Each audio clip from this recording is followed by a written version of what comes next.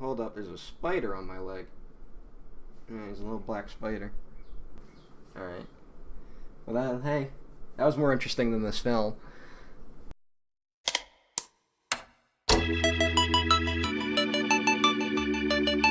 I've been running scams on the street since I was 10.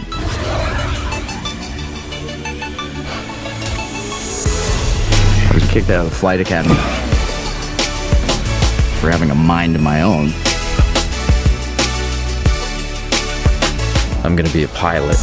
Yeah, I'm feeling good tonight. Best in the galaxy. And it feels so right. Oh, time to do the things I Hey, like. kid. Gonna see a princess, everything. I'm putting together a crew. No job but I answer to. Ain't a fixture in the palace zoo. No. You in? Since the carbon nights off me, I'm living life now that That's I'm yes. free. Yeah. Told me get myself together. Now I got myself together. I might be the only person. I made it through the weather. Who knows Gonna get better. I'm so happy. what you really are? What's that? I'm solo, I'm Han Solo, I'm Han Solo, I'm Han Solo, solo. Living my life and got stress no more. The disgust that washed over my face. Well, what could we possibly be here to talk about now that that intro has happened? Solo, a Star Wars story. Hello, welcome back to the Star Wars Retrospective with your host, Matt Garingo and Diego Crespo. I gave you the introduction first this time, Matt, because I felt kind of bad for just like tossing that at you like that. Yeah, you should. I'm very angry right now. Is it because of the movie or because of that? No, I wasn't angry about the movie, but now I'm angry. Let's do some background. We did like 2,000 episode long series of videos about the Star Wars series, the bumps in between the movie releases, where the Star Wars fandom was at, where it's kind of at now.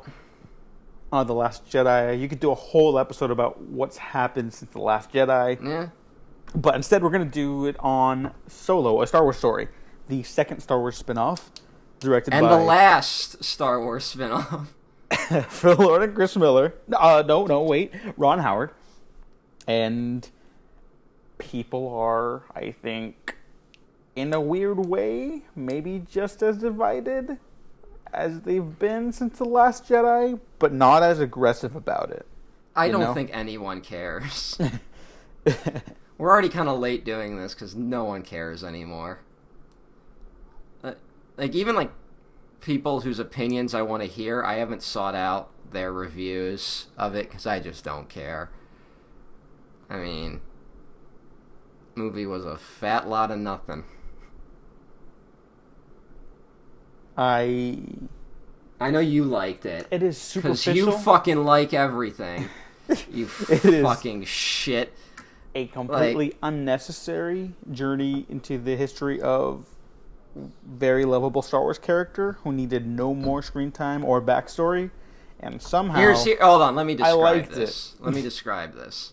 Okay. So they rebooted the entire expanded universe of Star Wars when Disney took over, which pissed off a lot of the diehard fans, which I could give a fuck about. But they rebooted it, but then they started releasing newer novels. In the lead up to The Force Awakens, they released a novel called Lost Stars. It's a young adult novel meant for, teenagers. It's very basic prose. And it takes the perspective of two kids who grow up immediately after the Empire takes over and kind of their rise through life. And one of them goes the direction of the Empire, one of them goes the direction of the Rebellion. And you basically get to relive moments of the original trilogy through these characters' perspectives. It's, if you got a bus ride to kill, it's a good book to read. It's better and more insightful than this $200 million movie. Oh, I don't want to get too much into that, but it is definitely more than $200 million. Oh, all right. I don't even know. I just assume that's like the standard budget. Is it like $300 million at this point? It might even be more because I think the Star Wars standard reshoots? might be more, like 150, I think at least. From Last Jedi was even like cheaper than Force Awakens, but like because of everything that's production problems have gone into with Solo, they basically like Empire Strikes Back a modern Star Wars movie. You know, like Oh wow, the budget that's just crazy. ballooned. Um, So even so, if like this was going to crack like $1 billion, which it it is not, thankfully. Actually, no, I like this movie, and I just felt the need to say unfortunately. Yeah. But anyways, like it wouldn't be like a home run. It'd be like, well, let's take a moment to look back at what just happened here, and I wouldn't try be to shocked avoid if future they're problems. even happy that it's not doing well. Like they've basically they had to get it out there, and they're just going to write this one off, and hope that related toy sales will, put a little bit of money into their pockets. I think there's a reason we haven't heard a single spin-off film announced in the past year or so. Lots of rumors, but nothing confirmed officially. Yeah, you think they're just like tired of it and just like, let's just get through this and we'll I figure think shit out the real after. thing, they were going to wait to see how this played and see if it did Rogue One, because Rogue One made a lot of money. And they were waiting to see if this made Rogue One money, and if it did, they were going to suddenly announce what these other projects were, and now they're probably scrambling to figure out what to do, because they've probably been in pre-production on something that now they're second-guessing whether or not they should release it, make it as a film. So, yeah, I don't think that's going to happen now, thankfully, because I don't think the two rumored options are a Boba Fett film and an Obi-Wan film, and neither sound appealing to me. I think as someone who was excited for a potential Obi-Wan movie, I think we talked about it before on and off the podcast. Yeah. But, like, the interesting direction that they could take Obi-Wan with it was kind of like fucked up in Rebels for me. So I kind of lost interest in it. Well, thank you, Rebels. Yeah, For stopping this. I like Rebels too, but like, fuck, that could have been so good with Obi-Wan. No, At it least wouldn't have. interesting, more interesting than it should have No. been for an Obi-Wan spinoff. No, You couldn't well, have okay, made. I think it is. Obi-Wan's story ends at Revenge of the Sith. He goes into exile. That's his story. You can't. Like I said, unless they do, like I said, it's got to be like fucking straight story with Obi-Wan Kenobi. And that's the only way you can really do an Obi-Wan movie, and that's not like a moneymaker. So, I don't think there's. The only way would be something really forced where he meets like a young Luke or a younger Owen Lars, which I just don't care for. So fuck all that. And Boba Fett is a toy. He's a cool looking toy, and that's it. There's that fan idea about like, oh, we'll just hand down the armor to like you could have a whole new story, which is kind of like, Which is what you would have to do, because what we know about him from the prequels just sucks. yeah, So, Boba Fett is just like a cool toy. Yeah. But like if they went that route, then I mean it could be kind of interesting. Which is, I guess, was kind of the Josh Trank idea, but then they just like got rid of him and kept the idea. But then the new character in Solo, who you could do the same thing with. She is way more interesting than Boba Fett ever was. is there? The Envis Nest. I thought she was really cool. Who is that? I don't even know. That one fucking. I really don't. I'm sorry. I was so bored during this film. I didn't learn anyone's name. I know the robot's name, but we'll get to her. I have things to say. As do I. Things I did not think I would say about that character. No, she's the rebel who's leading those cloud riding people on the train. Oh, okay. Yeah, and then she mentioned like the same thing that everyone who was bringing up about Boba Fett. Like, my mother handed me this armor, and then they go into some backstory about like, I don't remember the whole thing, but like the armor is being handed down from generation to I hated generation. that That's a cool character. idea. I hated that moment. I hated it. Did you really? Yeah. The ending is where the whole thing kind of fell apart for me. Like, I didn't hate most of it, but then, like, the last part, we were kind of like, for one, it was like, oh, I guess we're making this about... Like, I kind of wanted this just to be an independent story, but like, oh, no, I guess it is part of the rebellion, I guess. And Han Solo's going to do the right thing? I honestly, I was kind of lost as to what I was supposed to care about, which is my fault. I don't blame the film for that. I just checked out by that point. But it felt like he had the same arc he has in A New Hope, except had it in this prequel film. and on a much smaller scale. Yeah, and it just felt like, well, then why is his, coming back to help the rebellion such a big deal in New Hope? Like, of course he did that. Like, it would make more sense if he, like, helped them and then they betrayed him in some way. And then he's like, I'll never trust those fucking rebels again. But they didn't do anything creative like that. Instead, there's a fucking, like... Do you remember in Kingdom of the Crystal Skull when there's that one guy who's obviously evil? And he keeps trying to be like, no, I'm a double agent. And then they do that whole stupid triple agent joke. Do you remember that? I do remember that, yeah. That's what it felt like in the climax of this, where everyone was, like, double-crossing everyone at the very end. And it wasn't fun. Like, that would have been a ton of fun if it turned out like everyone was running their own scam. And they just didn't do that. They just... See, I think them at least going for it. It doesn't fully succeed for me, but that was the most fun part of the finale for me. Was because Han Solo's arc in this movie is like it does drop the ball entirely in the third act, but everyone else around him, I was kind of having a good time following where they were going individually. Like, okay, let's narrow it down for a sec. Here's my quick thoughts. Alden Ehrenreich is pretty good.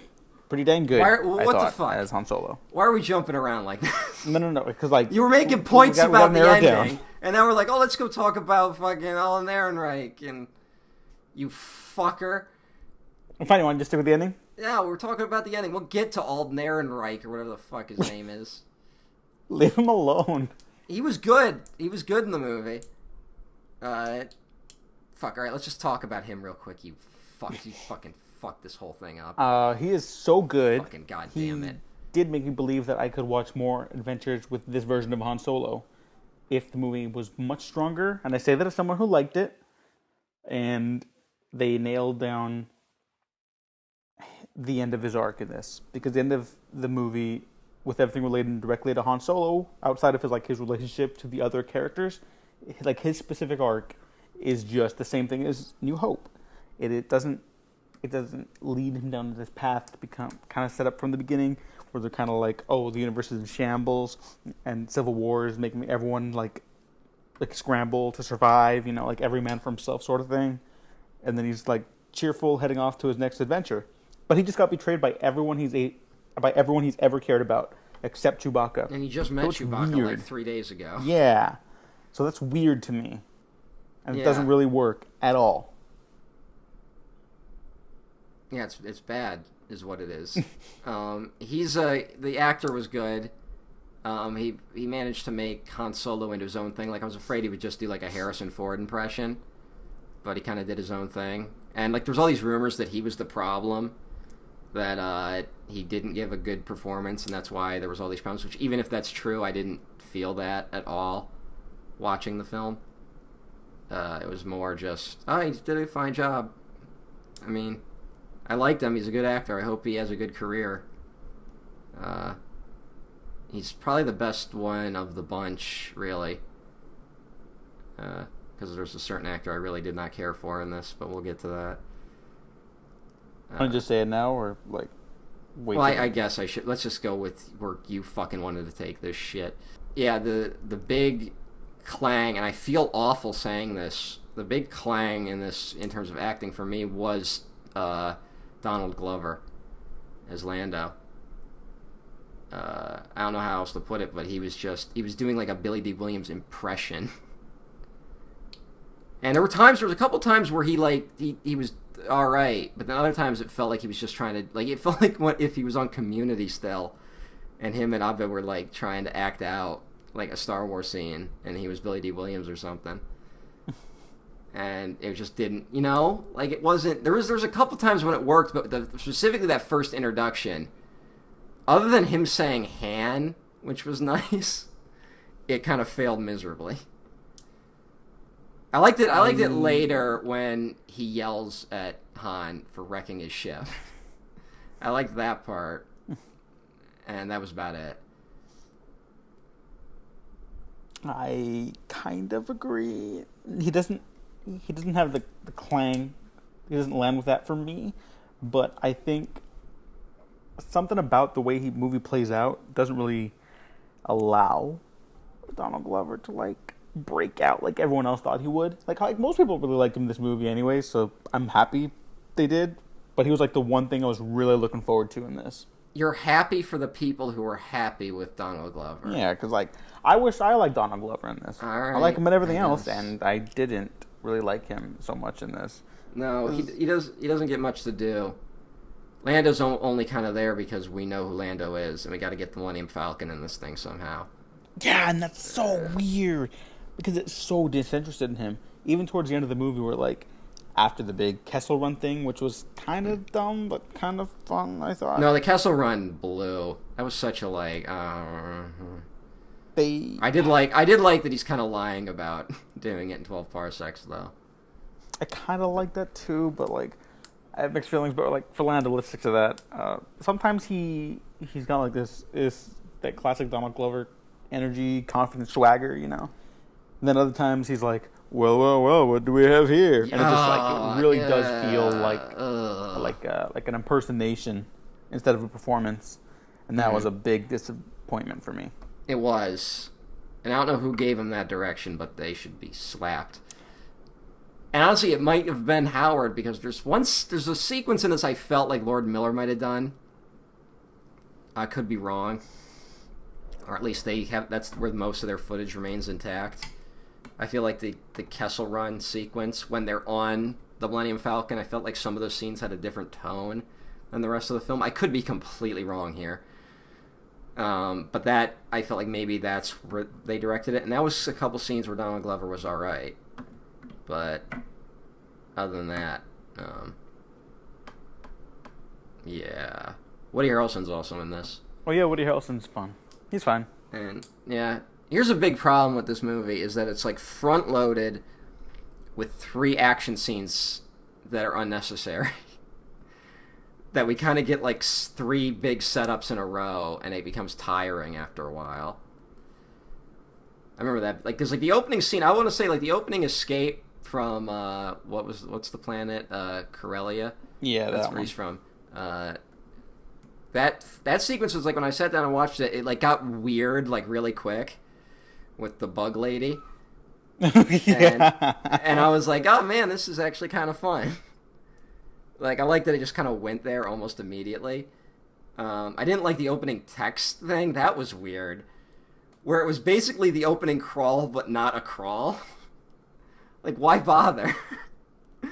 But they did that, and it was fun. But then we immediately go from that to like this battle that was really boring, and we meet Chewbacca, which whatever, he speaks Chewbacca's language in it, which is a moment that happens.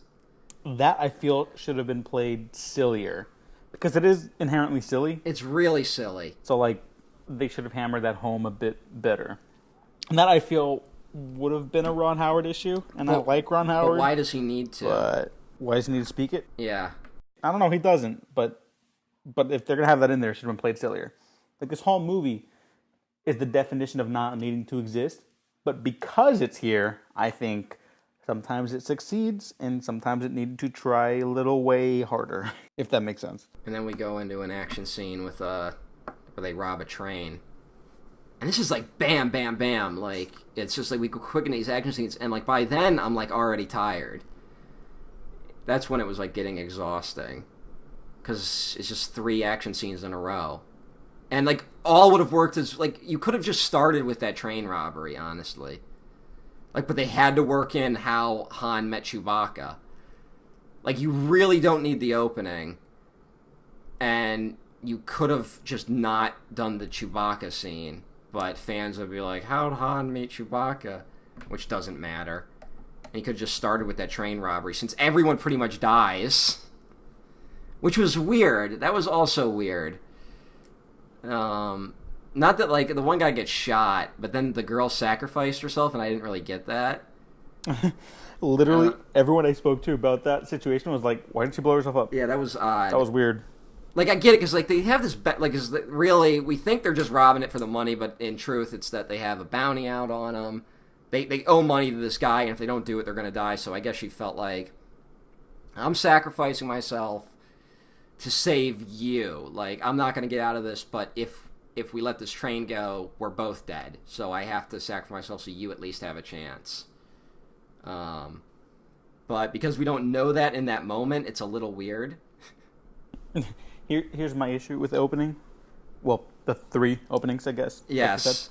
I think these spin-off movies all have severe problem with their editing, because Rogue One has this problem too. Like, I still like that movie a lot, and I know it's kind of like a turned favor with fans, and I can't really argue with a lot of the points that are brought up. But the editing in the first half of that movie is like really bad. There's no sense of like location or geography or like story. There's no momentum to it. Especially in that battle where we meet Woody Harrelson. Yeah. That was so bad that like there's that like gag where we reveal that one of them is actually an alien voiced by Jon Favreau, who's doing his best Rocket Raccoon impression. Yeah. But I like Jon Favreau in this. I like Favreau, but it's like there's like kind of like, oh, I saw you pulling your pant legs up, and like no one in the audience I was with put that together. So the joke didn't land, and that was either the editing, which is really bad, but also I'm one of the ones who saw it where they tried to like turn up the brightness or something in the theater, and it was just so washed out. You really couldn't see anything in a lot of scenes, especially the darkest and grimiest scenes. So anytime they're in like a cave or that battlefield where it's like mostly at night, I could tell almost immediately though that it was the theater's fault and not the movie's. I can't say if the movie looks good outside of it, but I know for a fact it was the theater's fault for the weird brightness they put on it. Mostly because I've seen it on televisions where people have tried to turn up the brightness on. Yeah, poor Bradford Young, the director of photography on this movie. I think he does like almost like a Roger Deakins light, not like with the silhouettes or anything, but like in all of his movies, his entire filmography, he lights his movies very naturalistically. Everything feels very warm and like very. Which I'm gonna be honest, but still, I don't think cinematic. The way he shot it fit the tone they were going for. I think because it's kind of got a more swashbuckle feel to it, and instead it feels more like the Hurt Locker. And I would say like in the war scene specifically, like originally on the Lord and Miller pitch, their discussion was like they really wanted to drive home like they really wanted to make it a western, like the Searchers level western, you know. Like obviously the quality of these movies. It didn't look like totally the Searchers, but like no, they wanted to make it like they wanted to make it feel like that muskiness, you know, that wide open plains, the openness, but also the isolation of people out in this world. I maybe more spaghetti western or like Peck and Paw. I honestly, it felt more like they were trying to go for a Godfather style look, which is a weird choice. Like it felt more gangster than western. Oh yeah, especially in the Paul Bettany scenes. Yes. It's very Godfather looking. And this is a movie that could have worked if it was 3 hours long. This really needed to be like a Once Upon a Time in America, like real slow burn, like allow scenes to play out longer than they really need to. Like a Sergio Leone style, like, you know, where we really just take in the vistas and just listen to the music every now and then. Or like The Godfather, where they'll just have scenes that kind of go on longer than... You know, like it opens with a big wedding where we learn a lot more about the minutia of this wedding than we really need to. But that's part of like getting us into this, you know, family. And then we go off on some tangent about some actor not getting hired. And it only comes back like very slightly into the plot.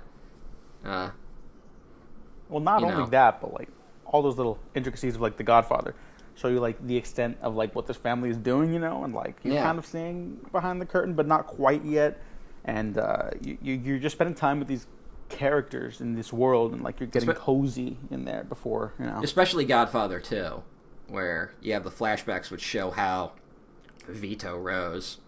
Yeah, and this is why I almost really loved Solo, because I kind of felt they were going for that, but then they didn't really structure this movie really as well as they needed to like drive home that stuff. So I like the opening. I like that Bonnie and Clyde riff stuff with the weird alien bug lady. Like I really love the bug lady. I did not expect them to just hit that right away. Yeah, right off the bat we get super weird and just fun, and like a really weird chase. Where Han is very Han Solo-esque in, which I really enjoyed. And then, you know, the Bug Lady, like, Yeah, and it felt like Han Solo.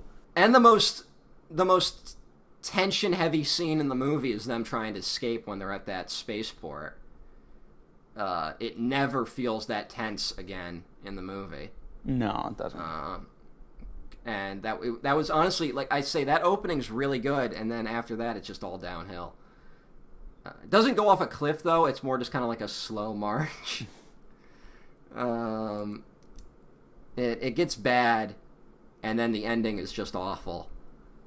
But it never made me like angry. Like I'm not walking out of this like when I walked out of Jurassic World with 30 minutes to go, because I just couldn't take it anymore. I did want to leave Solo at some point just because I'm like, ugh, I just want to, like, I know where it's gonna happen now. I just want to go. And I was wrong because I didn't know where it was going because they had another twist, and it was unnecessary and it wasn't interesting. It didn't add anything to the story. And I was afraid, my big fear was going into that third act was that like they've set up these kids and then they're gonna betray the kids or something, and I'm like, oh god, there's gonna be another battle.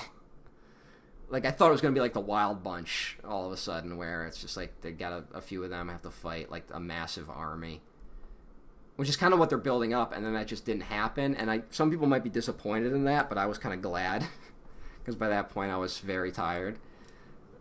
Not only because they do front load this movie with action, but like it's a really nice change of pace, and it does feel more like it is more interested in the characters, which sounds weird for a movie that like this, I guess. But it wants to be more interested in its characters, and it just doesn't execute it well. I think most of these problems are script, which is weird because it's written by the Kasdans. And supposedly they had the trump card on where this film went, because supposedly they were one of the final says in getting Lord and Miller off the project. Although I don't think Lord and Miller did themselves any favors from what has leaked out. Not going to take a side there just because it's much more complicated, but I'm fucking sure not going to take Disney's side and start defending the fact that this was a box office bomb. Fucking embarrassing.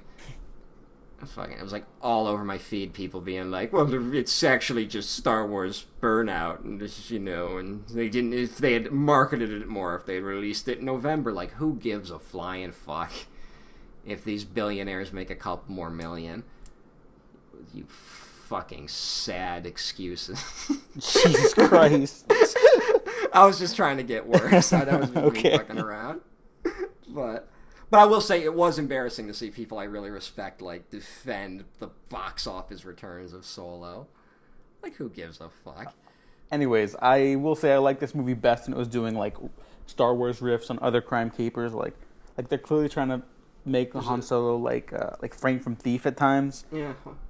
They're more interested in the swashbuckling nature of it. They can't really like nail it down the difference between these two. Like all these different elements around the galaxy that could form this doe-eyed optimist adventure into like this hardened idiot. Like he's an idiot at the beginning of this movie, but he's also an idiot at the end of this movie.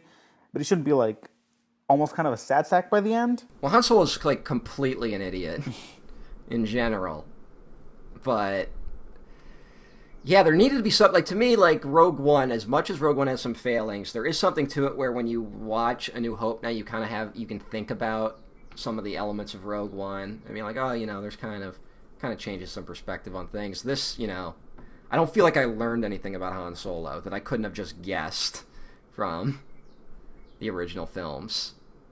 I mean, this movie doesn't really justify its own existence, but it's here. Yeah, and we all have to tire through it.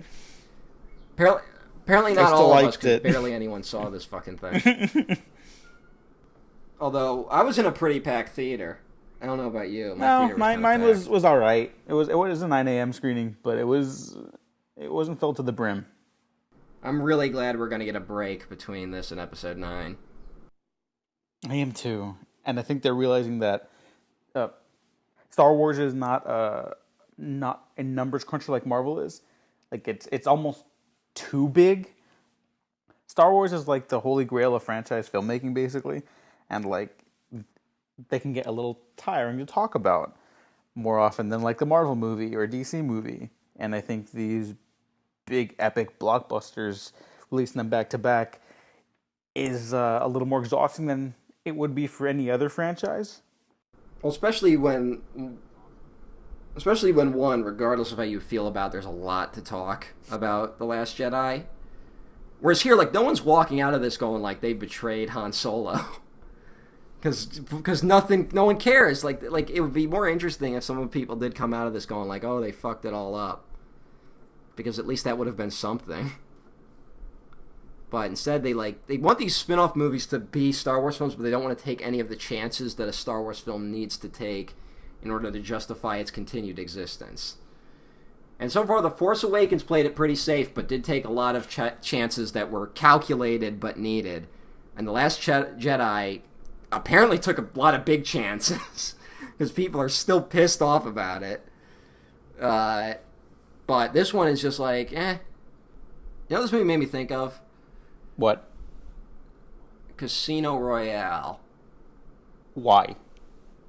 Because I watched Casino Royale whatever year that came out. I don't even remember. Whatever year, 2006 when Casino Royale came out, I had no idea how to play poker. And they do that poker scene in it, and it really works because if you shoot something in the correct way and you explain just enough, you can make it tension-filled, even if you have no idea what the fuck's going on, which I didn't. And I hear there's a card game that feels like it has zero consequences. And it's just really long. And it's more just a setup for the final gag of the film. Like, remember in Casino Royale when Bond does that whole thing where he bets a lot and then folds and realizes that, and everyone's like, why'd you fucking do that? You wasted so much money. And he's like, I found out his tell when he's bluffing. He holds the side of his face to stop his leaky eye or some bullshit. Like, it's so stupid, but it's great. And so you're like, oh, and then that comes back into play when he finally does try and, win. And then that guy ends up, he's faking him out and was fucking with him. And you're like, oh, and it's like a real exciting scene. And there's none of that here. It's literally a setup for one gag at the end of the film, which involves, we learn Lando cheated. And then at the end of the movie, he can't cheat. Booyah. Okay, I'm going to keep going to bat for this movie, but that last scene is fucking awful. You know what? I liked it more than the climax. Because once again, I like it. We're brought to a new location with weird aliens. And for a moment, I can be like, You know there's a weird alien that looks like a shrimp in the first scene you meet Lando? Doesn't he have like a goofy name? Yeah. It's the greatest name in Star Wars history. Are you ready? I've heard it, but what is it? Therm Scissor Punch. Yeah, that's great. Yeah, when I heard that, I was like, oh my god, they might do it. They might pull it off. Well, now the existence of that character now lends credence to people who have conspiracy theories about Lord and Miller trying to make this a comedy. And I'm saying that character was clearly one of their inventions, and it would have worked much better if they had remained in charge. When clearly he was always going to be a background character. Now, Matt, you were hyped for another droid in Star Wars. Yeah. How'd that go for you?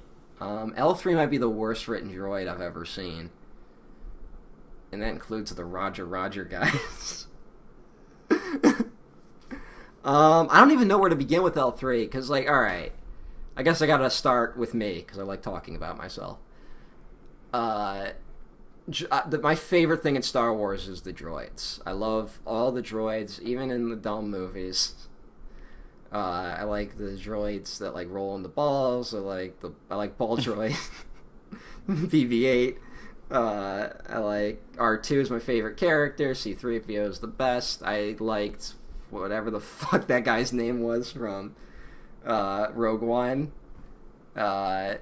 And I like that they made him like a sarcastic droid who didn't take no sass from people. And they came up with a really clever character trait for L3, which was to give her a lot of sass. And ever not that seems like the only way they can think to write droids in these movies at this point. So right off the bat, that wasn't a good feeling. Because it's like, oh, alright. 3PO's fun, and he's like a loser. He's just an idiot. Why can't we do him again? But, All right, what is the thing Lando... Someone says something to her. L3 goes, like, they go, hey, L3, what do you want? And she goes, equal rights. And the silence in the theater. that joke might sum up some of my feelings. Because holy shit. On some level, I like that they kind of went there, exploring the fact that the droids are basically slaves in the Star Wars universe. The idea. Except they treat her quest for equality like a total farce. Yeah. It's not great. And she's written... The thing that bugs me most is, one, she's written like a 13-year-old who just went on Tumblr for the first time. And is trying to adopt, like, progressive language without fully understanding it. And will mouth off about anything. And so that, first of all, gives it a vibe that it was clearly written by two white dudes. But you know what? Even that, like, under a better hand, could have worked. Like she's learning all these, like, idiosyncrasies and, like, coming into her own identity. It could have worked if you literally changed everything else about her character. Especially where her story goes. Okay, no, the ending's not the worst part of the movie anymore. Neither is the part where they find out Han Solo's last name. It's how they end L3's story. Oh, yeah, you know we why? skipped that. It's stupid, but you know what? It didn't really matter. It was kind of like, at that point, like, when that happened, I was like, all right, whatever. Solo, fine. But looking back, I'm like, yeah, that is really dumb. But, no, but L3, so one, she's written like a fucking Tumblr blogger. Which we were all Tumblr bloggers at one point. We're all guilty. Tell any stories out of school. We're all guilty. I just happened to take it in different directions than maybe some people did, but I was still as bad as everyone. And but then she's also kind of written in creepily like fetish material, which was weird. Because she kind of, I can't tell, like, Lando wants to bang her, I guess. And she's like open to it, but like not with him. And it just, that raises so many questions. Like, do all droids have like sexual desires?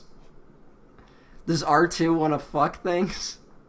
Is that what he's doing every time he plugs into a computer? Because that doesn't seem consensual, so that makes R2-D2 a rapist. Like, I don't even know where to start, like, unpacking this, because I'm not even smart enough to talk about, like, these issues well. But it's like, why? Our good friend Ethan, shout out to Ethan, and congratulations to him and Abby getting married. He noted that that's why R2 sticks his dick in everything in every movie. I've had people say that to me since the movie. Yeah, Ethan said it, and another person said it. And it's like, well, now that, like that's like a joke that, like, felt like something a nostalgia critic would do. Being like, haha, it's like a penis. And now it's like, it feels like it's somewhat canon now. And I'm embarrassed for everyone.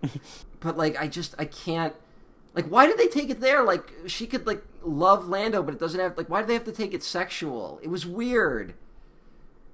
Because, like, that's, like, a thing that usually doesn't get touched on in Star Wars, which I don't know where to go with that. Like, how much is too much for a fun for the whole family movie. But it's just, like, I didn't get it. Like, why is she, what? It's like they wanted to tackle this issue, but then wanted to keep it like a comical thing. And so it's like this mix of, like, seriousness with fucking ridiculousness. And, like, just punchlines. And it's, like, the weird way, because I guess technically that makes Lando pansexual, I guess, if he's attracted to the droid. Who happens to have a feminine voice and is, like, a take-no-bullshit woman, I guess. It's very clear that it's weird. A Kazan script. I got a Return of the Jedi vibes. And you know how much I love that movie, but there's some issues with pacing and structure and how Leia has nothing to do in it. Well, at least L3 does something, which is she starts a mini droid rebellion. That I like. Again, that was fun, but But it's also like, again, you're taking this like, well, are we going to finally seriously tackle the droid slavery thing? And then just kept it as like comedic. Like, it wouldn't have been bad had she had not been preaching about droid rights like dozens of times up to that point. Do you want to bring up the kicker to that? Oh yeah, she gets shot in the back of the head. And then basically cries, asking what's happening as she dies in Lando's arms. Yes. And it's pulled apart by Lando, and then she is forced into the ship's computer. That is so beyond fucked up. I was in shock in the theater. Like they could have so easily set that up. Where it's like her last words are like, plug me into the computer. Yeah, like, let me do this for you or whatever. You know, like, it's still her free will that she would determine to do that. But it turns her into... they put her in the computer, which makes her now more of an object than she ever was. And at the end of the movie, she is sold into slavery to Han Solo. Because Lando lost them fat. I don't know what discussions happened around this character, but they failed. I feel like Calvin Candy from Django Unchained fit into this very well. Remember when they make the droids fight, kind of like the fighting? Oh, Django wow. Unchained? Oh, Yeah. wow. Hey, and that was Clint Howard's cameo. Oh, no. Yeah, hey, good job. Somehow Tarantino's slavery spaghetti western was more progressive than this. Never mind, I hate this movie now. Yeah, it's not good. It's bad. No, I liked everything I liked still, but this was bad. This is Yeah, the indefensibly droid awful. thing, and that was the moment where I turned. Like, I was kind of like sliding down like a wave of disappointment, but I turned in the L3 moments. And then the Kessel Run, which was lame, even though they do fight like an eldritch abomination. Okay, which was when kind that, of when that fun. popped up, I was like, shit, now the Kessel Run is kind of working for me. This is giant weird space squid monster thing. I wish that had been something unrelated to the Kessel Run. Like, just a completely, like, regular thing. Yeah. I think the whatever. this whole movie, as much as I liked it, I haven't really gone to bat for what I really liked about it, so I'll have to do that too. But, like, all these What could you different possibly elements, like about this shit? all these things didn't have to be in a Han Solo movie. It could have just been, like, a crew of, like, some bounty hunters or smugglers or whatever, wrapped up in, like, a big crime caper, Star Wars extravaganza, whatever. Oh yeah, none of this comes back in any way into Han's arc. Which seems to get forgotten about at some point. He's kind of like along for the ride for most of this film. I like the stuff with him and Amelia Clark a lot. Oh yeah, she was fine. I haven't been a giant fan of hers outside of Game of Thrones, but she was good. Kira. Kira's her character's name. Sure. Where her character ends is fucking idiotic, but... That kind of worked for me, too. No, that was the moment where I was like, fuck this. That was the big moment where I was just like, so fucking done. Like, had it not been the end of the movie, I would have left. Like, that was just the moment I was out of the... I was just like, who cares? This is dumb. And we know where that goes because of Rebels, so who fucking cares? I'm not going to go into that yet, but, like, I like Kira. What does it add to anything that has ever happened in It adds anything? to Kira's character. I like this character a lot because she's No, like it Han. doesn't. She's just trying to survive. And What in is her this world character? that she and Han inhabit, like, Han can't see that she's already, like, so far deep that he can't understand who she's become anymore. They keep... Because of the choices he had to make. And that's a really interesting idea to me. Yeah, it's good to just tack that on. Let's not make that the core... Let's not make that the core of the film. It's like more just like this plot point. It should have been the core of the film. I think they were trying to make it the core of the film, but because it wasn't executed in any competent way, it didn't work. Okay, so do you just like the cameo at the end, or just how the story wraps up? I dislike both, but I dislike the cameo more because fuck that. Okay. You might as well have had So I had this Vader spoiled for walk me, out. like, a month ago. Mm-hmm. Like, just because I knew it was going to be, like, any logical sense as to why this is in the middle of the movie. I kind of just want to see people's faces when that happened, because it's so fucking nerdy and kind of dumb, but I kind of loved it, even though it goes against everything I stand for in regards to like smashing the different mediums together and being like, well, if you watch Clone Wars, you get it, and expecting the audience to know that beforehand. But I kind of loved it anyways. I just realized I'm taking my younger brother to see. Solo soon. Because that's just my life. I have to see every movie twice so he can go. And I've never shown him the prequels. So what the fuck is that gonna be? Yeah, I kind of loved it, but also like recognize that. Yeah, don't do that in your movies. Your spin-off standalone movies that are not standalone anymore. At least Vader kind of made more sense in Rogue One. Oh, and Maul turning on his lightsaber to threaten Kira is like... Isn't she Through working a for him already? hologram! Isn't that already, like, super dumb? It's just It was like, the hey, dumbest. here's my one character trait. I have a dual lightsaber. He had more dialogue in this than he had in the prequels. Holy shit, you're right. That'd be like if Sebulba showed up and, like, pulled out, like, a pod for no reason. It should have been Sebulba. He's, like, bitter and angry. He's bitter and angry because he lost that. Alright, have you seen Cobra Kai? They do Cobra Kai, but it's Sebulba. He hasn't been able to recover since losing that pod race. And just descended into alcoholism. Now there's a movie. I hear Cobra Kai's actually really good.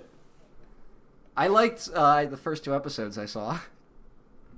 So there's your Star Wars spin-off for you fucks.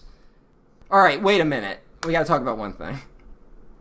Paul Bettany, who replaced Michael Kenneth Williams. Yeah, Michael K. Williams from The Wire. Supposedly because he played a CGI alien and they didn't have time to redo his scenes, so they had to replace him with like a human actor, so they got Paul Bettany. I am calling bullshit. Because Paul Bettany's a human character and he's got scars on his face, right? Michael K. Williams has an actual scar on his face. I feel like he maybe didn't, they just went with that. You know what I'm saying? Do you think maybe they just didn't, like, there was like a scheduling conflict, but they didn't want to admit they replaced a black actor with a white actor? I think there was even a report like Michael K. Williams was saying he couldn't join the reshoots because there was a scheduling conflict. And the optics of replacing a black actor with a white actor are awful. And so they're just like, oh yeah, he was also an alien, huh? Yeah. Although, now that I think about it, I remember, like, back when everyone was still friends, they did some behind-the-scenes video of Lord and Miller, and they showed some alien... Sorry, it's your joke. Oh, okay. They showed some alien in that video, and I don't think that alien ever appeared in the film. So I wonder if maybe that was, like, the original design. Well, could you find that for me? No, I will not. Please? It's from the Star Wars show. I've never asked you for anything in my life. You can look it up. I'm lazy. It's the Star Wars I'm show. Okay, I'm not going to do it. All right, then. Too bad you're not fucking seeing it. I can't watch it now. Like, to me, like, that would be, like, really embarrassing to watch. Like, oh yeah, we're all having fun here on the Solo set. Nope. You know what I knew this movie wasn't going to do well? When they released that Solo trailer that was a parody of Arrested Development. And, like, no one cared. I don't think I even saw that. Yeah, that says a lot. So Wow. I feel like that was like they expected it to go viral Oh, no. and it didn't. So, all right, what else? What other bullshit did you like about this film? Also, I wouldn't have liked Michael K. Williams as Paul Bettany's character. Paul Bettany was too creepy, and I wouldn't have liked seeing Michael K. Williams get that creepy. I weirdly agree with that. And that's all I got. I want to see him get a bigger role in one of these. Like Michael K. Williams is such an awesome actor that like he gets so cast type as these like seedy gangsters and stuff. And it's like even Omar wasn't like that. Don't put him in bit roles. Put him in bigger roles. Yeah. I thought Paul Bettany was kind of fun, but he was too gross. I mean, he was real gross as a character.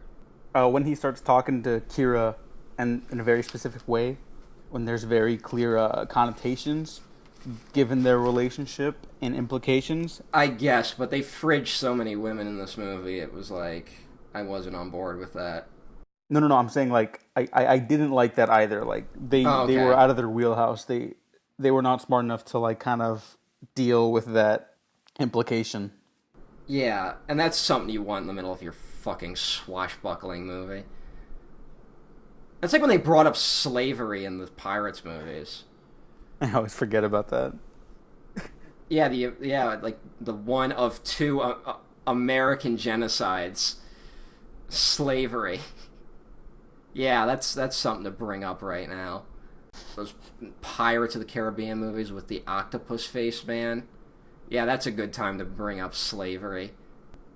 Hey, you know what? The kids really like these Pirates movies. Let's open the third one with a child being hung while he sings the Yo-Ho Pirates song from the Pirates of the Caribbean ride.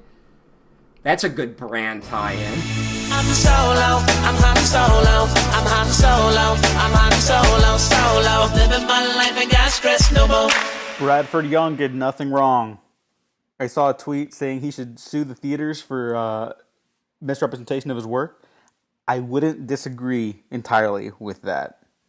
I can't say because I did not see it in a good theater, so I'll have to wait until it's on Blu-ray, which I will not buy, so I don't know what the fuck I'm gonna do. You know what? With all my issues with this movie, I can't say I didn't really have a great time watching it. And I am shocked to say that. I'm just stunned because we were very much in the same boat leading up to this movie. I wish I had paid to see Deadpool 2, which I still haven't seen. And I kind of have no interest in Deadpool, so I don't think it's great if I walk out of your movie feeling that way. I like Deadpool 2. I like this a lot more. So I guess I'm not seeing Deadpool then. What? I can't. Like, fuck that. Makes sense. Did you like the first Deadpool? I don't know. I saw it. I don't remember it. You'll probably feel the same way about the second one then. I remember his girlfriend, like, pegs him. That stuck out. Progressive. Yeah, that movie, whatever. The jokes were bad. Yeah. All of this is more interesting to talk about than Solo, which is already leaving my brain. I'm already, like, forgetting huge chunks of it. Okay, so you didn't like it. You wouldn't recommend it? I wouldn't, especially if you don't give a fuck about Star Wars. If you haven't seen The Last Jedi yet, Shannon, what the fuck? Go see it. It's really good. And I'm glad that The Last Jedi exists, and I hope that Solo's failure doesn't affect how Episode 9 is put together. That's all I'm really nervous about, is that they feel like they gotta... I hope they're not looking at Solo's failure as a response to the fan divisions over Episode 8. I hope they're smarter than that, but Warner Brothers wasn't. So, I don't know. And we're about to go through a huge, like... I believe, like, the head of Disney is, like, almost done with his term. And when shit like that happens, there tends to be a lot of shakeups in their different divisions that can affect the movies that come out. And I just hope that doesn't affect... Because I don't want Episode 9 to end that trilogy on a bad note. But I'm glad we'll have 16 months or whatever to not think about it. Yeah, major step down from The Last Jedi, even though I liked it. Easily the worst of the new films. Oh yeah, hands down for me. But again, I found much more enjoyment in it than Matt did, and I also still don't think it really needs to exist. So I can't really say, like, if you were on the fence about it, like, I can't really say, well, you should check it out. If you weren't already interested, I still wouldn't really recommend it. And I think that's a little more telling than any positive or negative thing we But have to you say. people have to understand, this idiot loves everything. Fuck off. So his word means nothing.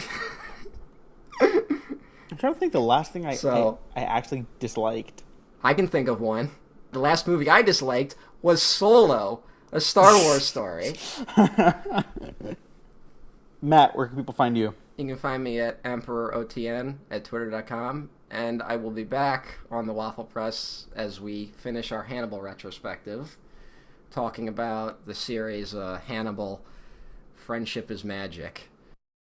And you can follow me on Twitter at DEWGOWaffles.